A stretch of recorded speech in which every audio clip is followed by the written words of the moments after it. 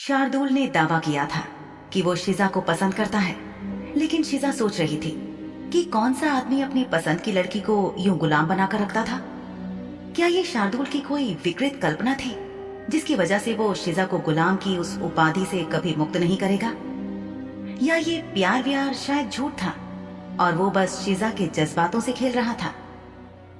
फिर शिजा ने कुछ समय पहले शार्दुल और अपने बीच हुए प्रगाढ़ चुंबन के बारे में सोचा और महसूस किया कि उसके गाल गर्म हो गए हैं। उसकी तेज होती धड़कनों की आवाज वो खुद सुन सकती थी। फिर उसे बिल्कुल ऐसा नहीं लगा कि शार्दुल उसके प्रति गंभीर नहीं था या उसके साथ खेल खेल रहा था। उसके प्रति शार्दुल के मन में जो भी भाव थे वो बनावटी तो बिल्कुल भी नहीं थे। वो अचानक और अप्रत्याशित रूप से जाहिर होते थे और शिजा की आत्मनियंत्रण की दीवारों को रोज थोड़ा थोड़ा करके दरका देते थे। यहाँ आने से पहले और आने के शुरुआती सप्ताह में वो जो भी सोचती थी अब वो वैसी नहीं रही थी और ना ही शार्दुल से उतना नाराज रहती थी। फिर उसके मन में इस बात के उलट ख्याल आया, यानी वो समझ नहीं पा रही थी कि शार्दुल का कौन सा रूप सच्चा था और शिजा के प्रति उसका व्यवहार वाकई प्यार भरा था या एक नाटक था। शिजा को ये नहीं पता था कि दिन, हफ्ते या महीने कितना वक्त लगेगा, लेकिन शार्दुल को पूरी तरह समझना उसे एक नामुमकिन सा काम लग रहा था। खिड़की के पास कुछ और समय बिताने के बाद उसके दिमाग में उसके विचार तैर रहे थे। सो शिजा बिस्तर पर बैठने चली गई।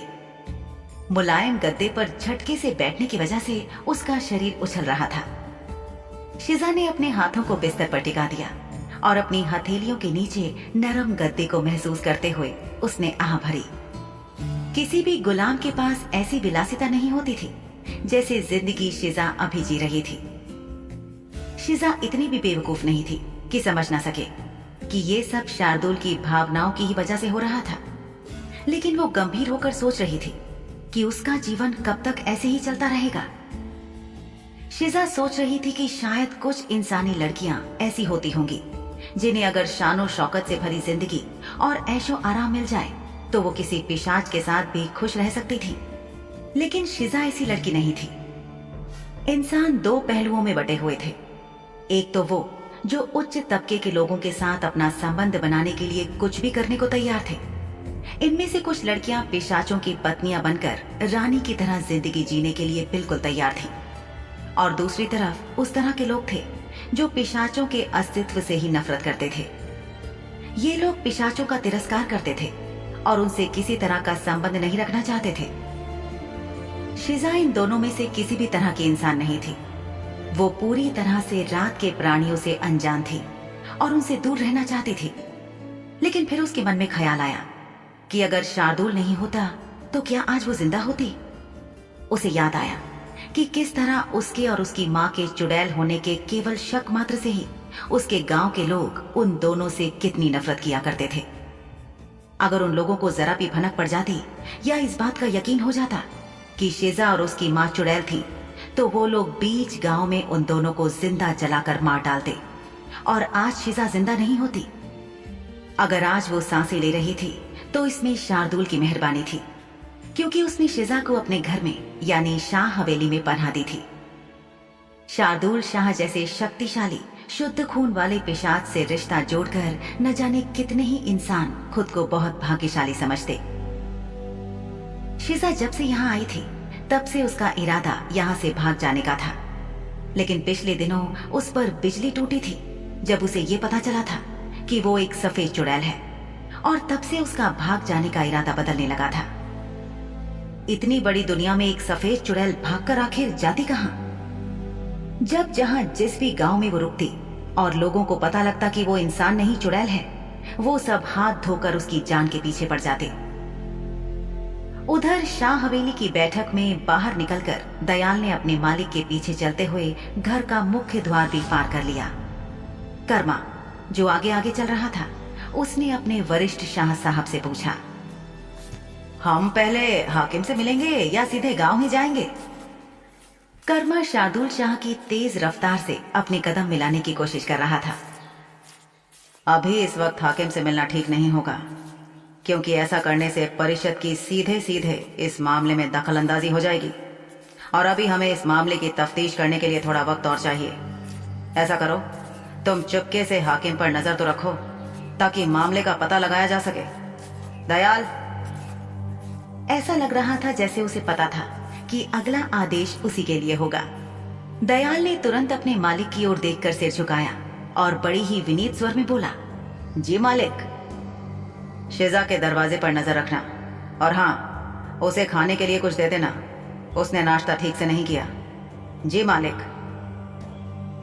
दयाल, ये बताओ कि आज नाश्ते में केवल कच्चा मांस क्यों था? अनाज, फल, सब्जियां वगैरह कुछ क्यों नहीं था?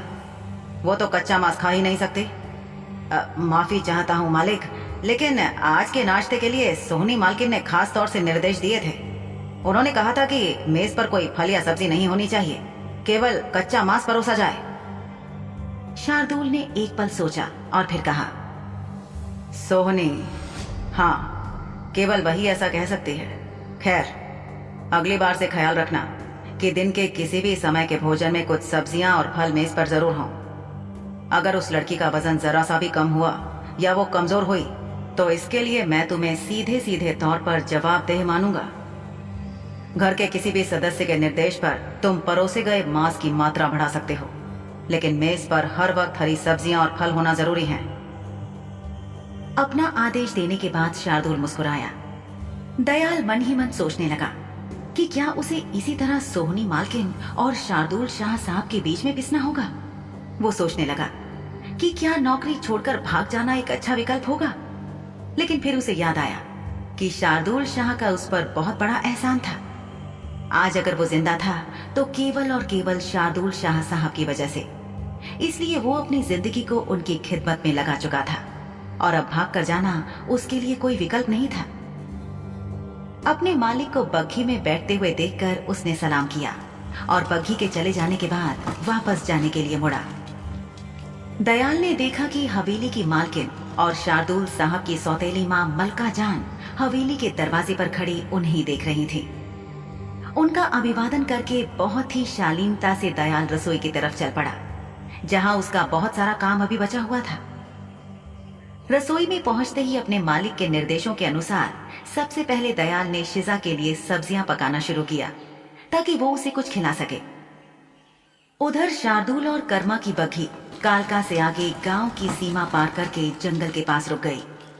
शार्दुल ने कर्मा को निर्देश दिए, कर्मा तुम जाओ और जाकर इस गांव के हाकिम के बारे में कुछ खबर लेकर आओ। ध्यान रखना कि उन्हें पता ना चले कि तुम कौन हो और वहां तफ्तीश कर रहे हो।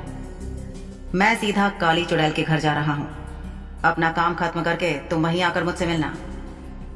शार्दुल का आदेश पाते ही कर्मा बुशरा के गांव के हाकिम के दफ्तर की तरफ चल पड़ा। उसे अपना काम मिल चुका था और वो ऐसे कामों में काफी प्रवीण भी था। शार्दुल ने पहले ही अपनी बग्घी काली चुड़ैल के घर से काफी पहले ही रुकवा दी थी ताकि लोगों को उस पर जरा भी शक ना हो।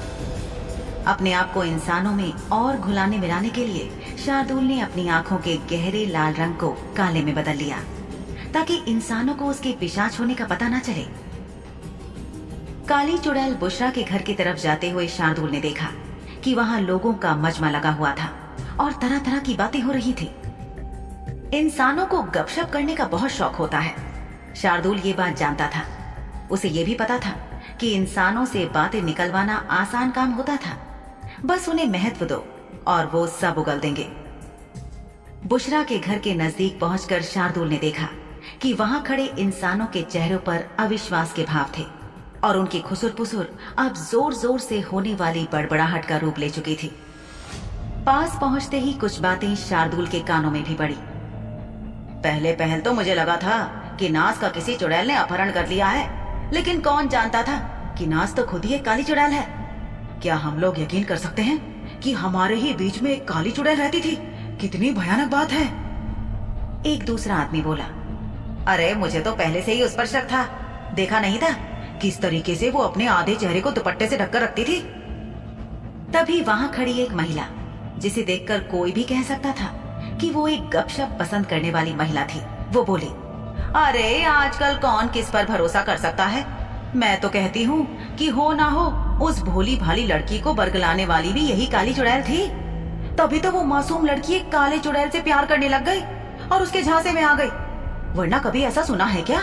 और ये नाज, ये भी तो निपट अकेली रहती थी। भला बताओ तो, कोई भी इंसान बिना परिवार के कैसे और क्यों रहेगा? मैं तो कहती हूँ कि ऐसा तो केवल चुड़ैल लोग ही करते हैं। वही अकेले जाकर दूर दराज के इलाकों में बसते हैं।